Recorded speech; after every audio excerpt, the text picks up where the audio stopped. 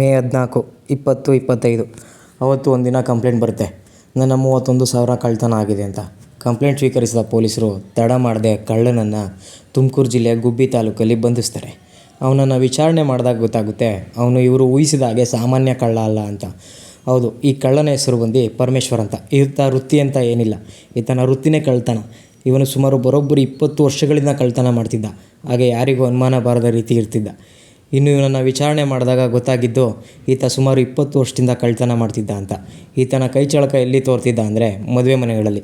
ಹೌದು, ಎಷ್ಟೋ ಜನ ಕೂಡಿಟ್ಟಿದ್ದ ಆ ದುಡ್ಡಲ್ಲಿ ಮಗ ಮಗಳು ಮದುವೆ ಮಾಡಬೇಕು ಅಂತ ಇದ್ದರೆ ಇವನು ಅದೇ ಮದುವೆಯಲ್ಲಿ ತಾಳಿ ಕಟ್ಟೋ ಸಮಯ ನೋಡಿ ಗಂಡು ಹೆಣ್ಣಿಗೆ ಕೊಟ್ಟಿದ್ದ ರೂಮಲ್ಲಿ ಸೀದಾ ಹೋಗಿ ಅಲ್ಲಿದ್ದಂಥ ಚಿನ್ನ ದುಡ್ಡು ದೋಚಿ ಏನೂ ಗೊತ್ತಿಲ್ಲದಾಗೆ ಹೋಗ್ಬಿಡ್ತಿದ್ದ. ಈ ರೀತಿ ಕದ್ದ ದುಡ್ಡಲ್ಲಿ 3 ಮನೆ ಕಟ್ಟಿಸಿದ. ಅದರಲ್ಲಿ ತಾನು ಹೆಂಡತಿ ಮಗು ವಾಸ ಆಗಿದ್ದ.